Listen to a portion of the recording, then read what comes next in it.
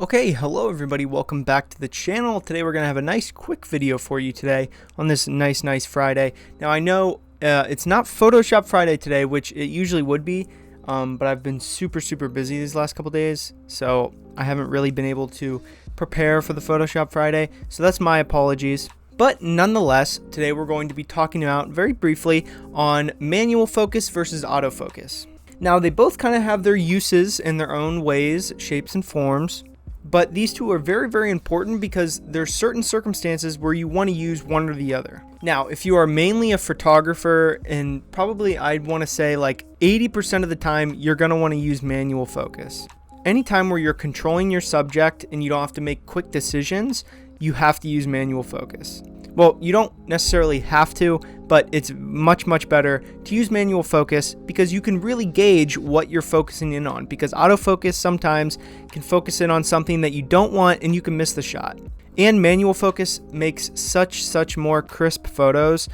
So that's like a real key. If you want to take more crispy photos, use manual focus. Now for photography with autofocus, it can be used at some times, especially if you're taking some kind of action where you need to be able to focus really quickly, because sometimes manual focus can take a second to find your perfect focus. So if you're doing action photos or something like that, something where you're moving around quickly, autofocus might work the best so you can focus in as quickly as possible to get that good action shot. You want your landscape photography photos to be very crisp and to be very unique, so you want to be able to have that manual focus so you can really gauge what your focus is in the photo. Now, video-wise, video is interesting because you're moving around differently and you're going to want to use manual focus most of the time. If you're physically shooting the video yourself, you're probably going to want to learn how to use manual focus with that because it'll just produce better video for your whatever you're making it for.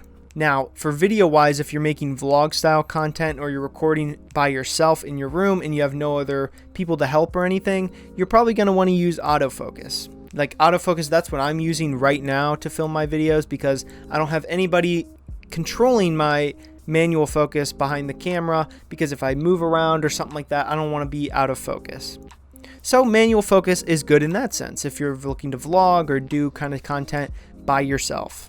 So that's going to be the quick video for today, just reviewing, the do's and the don'ts of manual versus auto photography, video, whatever you're doing.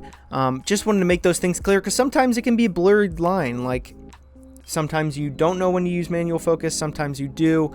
It's very blurred, and if you don't know how to use manual focus, go mess around with your camera and try it out. It's extremely helpful. It'll boost your photography or video game by tenfold if you just learn that manual focus feature. Seems like such a little detail, but it goes a really long way. So I'll see you guys tomorrow in the video. Daily upload grind, you already know what it is. Peace.